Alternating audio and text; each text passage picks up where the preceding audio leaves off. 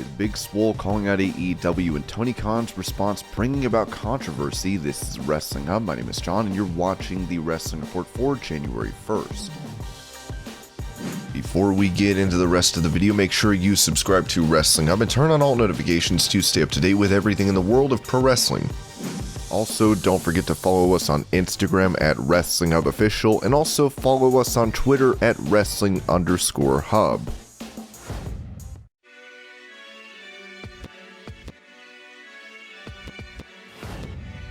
With him set to challenge Roman Reigns for the Universal title tonight at Day 1, Brock Lesnar has gone through a big change in not only his appearance, but his persona on screen. Given he is now a babyface, Drew McIntyre told Sportskeeda that Brock probably wanted to hide this side of himself from the world. You're getting it now. And it has all been a part of the Brock Lesnar journey and the Lesnar character arc that you knew he had this all along. And he has shown that serious side. People loved it at times, and also loathed it. And now they're getting a chance to see a little bit that Brock did not want to be revealed, that he can be a nice guy, he can be a funny guy. He kept that hidden as part of his presentation. For years he had no desire for the world to know that, but now he is letting them in a little bit about how he is actually like. He is genuinely terrifying and a badass, but he can also be, a good guy, and highly entertaining. You get a character like Sammy, and you put him with Brock. It is simply great television.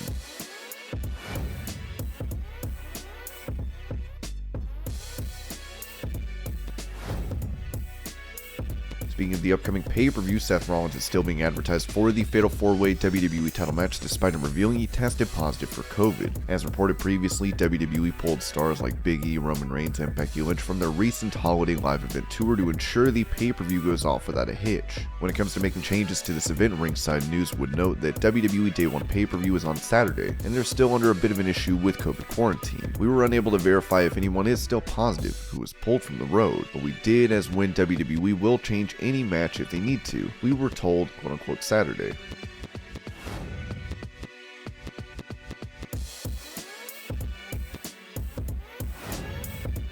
With Toni Storm quitting WWE recently, it's still not known if she will have a non-compete clause or if she does, how long it will last. Speaking about her leaving the company, Dutch Mantel noted on Smack Talk that she will probably join AEW. I am genuinely happy for Toni Storm. She said, I don't want to do it because I don't want to stress myself out. But you gotta think one thing, Tony Khan is there in Jacksonville. If she had a conversation with him, which is against rules, being in contract with one company and you're talking to another company, that is a breach of contract. But I think she may have had other plans. I'm happy for her if she's happier being home. More power to her. But I don't think she's throwing her wrestling career away. I think she has plans on going to AEW eventually. I think they can only take so many. How much money is he gonna shell out for people to sit at home?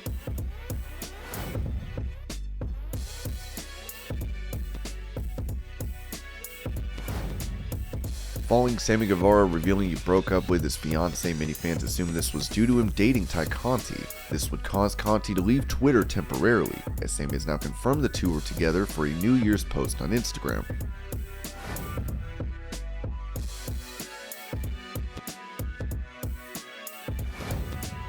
In November, Big Swole announced that she and AEW mutually parted ways, and during the call-in show, she explained the reason for her leaving the promotion. My heart just stopped being in it as the reason why I left AEW. I felt like there were a lot of things, and I told them in my exit interview, there are a lot of things that need to change. I know fans of the company don't take criticism well sometimes, certain ones. Know this is somebody from the inside. The structure is a little off. It's fine to be loose, but I like to have a little bit more structure. I feel like the women shouldn't have gone through everything they went through just to get on TV or get time. You're signed to this big company. You should get time. All these men are getting time, but the women weren't getting anything.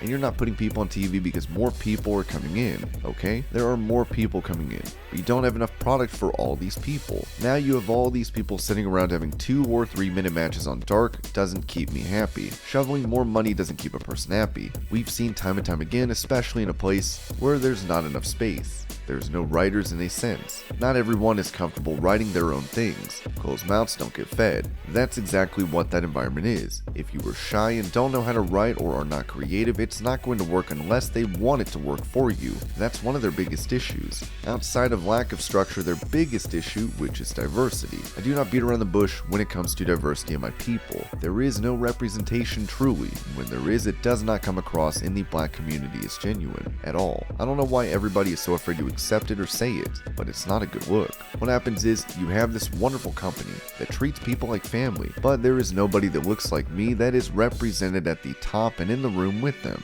They're not helping to necessarily influence decisions, but to explain why certain slang and certain words shouldn't be said. There is no one else who can explain our culture and experience except for us. I knew something was up when my daughter, who loves watching wrestling, she would watch AEW all the time and seldomly watch WWE. She's not a big fan unless Dad, Cedric Alexander, was on TV, which stopped happening after they botched the Hurt Business. She would say, "Mommy, there is nobody that looks like me on AEW. There's nobody that looks like Daddy." And then she started watching WWE because she saw Bianca and Big E. She saw herself represented. If that wasn't a click, you are absolutely right. I don't have an explanation. It's 2021. Why are people saying it'll take 3 years for AEW to have a black champ?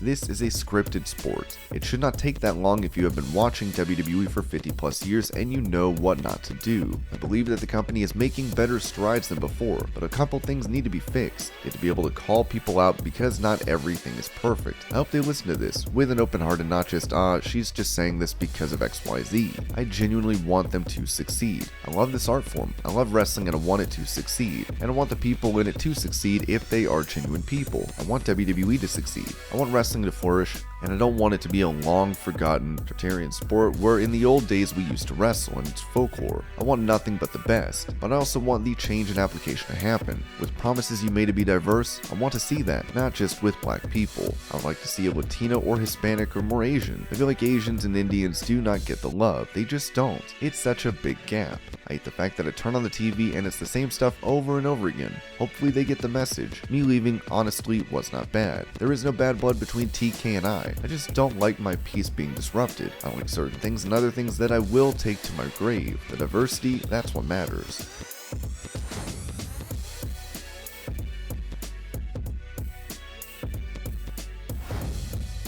Following this interview being posted by Fightful, AEW President Tony Khan would reply, writing, "My top 2 AEW execs are Brown, Mia Mega, Jade, Bowens, Caster, Dante, Nyla, Isaiah, and Mark Quinn all won on TV this month. The TBS title tournament has been very diverse. I let Swole's contract expire as I felt her wrestling wasn't good enough. AEW Rampage Street Fight tonight. This will lead to many fans and those in wrestling reacting to this response as AEW star Lio Rush wrote, "I'm not cool with any of this, to be honest. If nobody says something, then I will, because this is messed up and now I'm pissed." Rush would even demand that Khan apologize. Sean Dean would react to this, writing, "Sean Dean, AEW Extras Coordinator, my official title in AEW behind the scenes, a black male in the office, giving as many opportunities to minority talents as I can every single week.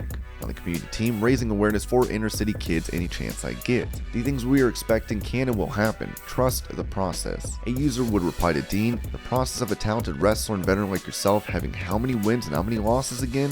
How many action figures do you have, Captain? How many singles matches wins do you have on TV, Captain? This is clown shoes. You don't have to go down with the Titanic, brother." Dean would write back, "Bro, it's not me doing any clown shoes. No dancing, none of that. I'm part of the diversity. That's all I'm saying. Swole feels how she feels, more power to her. I'll never take away her feelings. This is me showing that I'm a part of the diversity and working to help it." Executive for the company, Raphael Morphy, would write, "Disappointed in the diversity in AEW story from earlier today. I am 100% Latino. AEW and Tony Khan value and offer me autonomy as a company executive to make very big decisions on AEW's behalf. I've been blessed to work with multiple organizations. Trust me in my defense of AEW." AEW star Powerhouse Hobbs would write, "I've been featured in some heavy spots since being signed to AEW as well as other minorities. Now Tony Khan has put me in spots at the right time that meant something. Punk, Christian Cage, Brian Cage, and Hangman, and especially running in and saving Mox. This company has been there since the passing of my mother.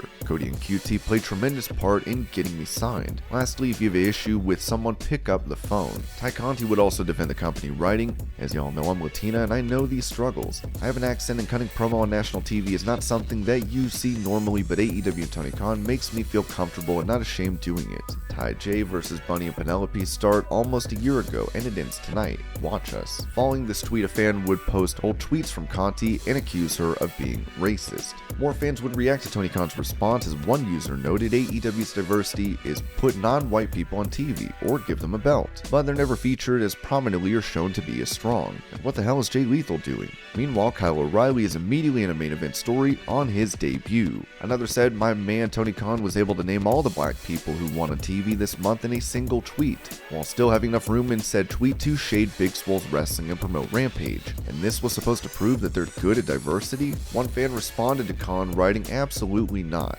This is completely disrespectful, not only to Swole, but to the black community that AEW has consistently not listened to. I wanted to be a part of the change AEW so desperately needs, but you're showing that you're willingly missing the point." Another which tweet, Swole said AEW fans don't like to take criticism, and they only proved her point. One user even said, "Swole, I just feel AEW has places they need to work. Tony Khan snorting a rail of Adderall, you can't wrestle. Rampage tonight." With all this controversy, Jade Cargill would end up trending as well, with some fans thinking this could lead to big things for her, as one user noted, "Mark my words, 100% Jade Cargill is winning the TBS Women's title. Damage Control will be in full effect now." Another said, "I'm calling all the reactions for Jade Cargill versus Ruby Soho next week on TBS. Cargill wins, she's not ready to be champion, she's mid. Ruby Soho is buried. Soho wins, another ex-WWE getting pushed. AEW is racist against black people, Jade is buried." One fan pointed out that when it comes to Swole, she said changes had to be made. No one disputes that, as Tony Khan has always given the people what they want. She spoke on lack of diversity. Nyla Rose was women's champ and happens to be trans. Scorpio Sky was the first black tag champ. Jade Cargill is about to become TBS champ. Another fan noted that in the last year alone, we've had Riho, Scorpio Sky, Nyla Rose, Sammy Guevara, Hikaru Shida, etc. all as champions. They're building up Jade Cargill as the first TBS champion. People are blowing this up into stupid proportions, and I'm sick of it.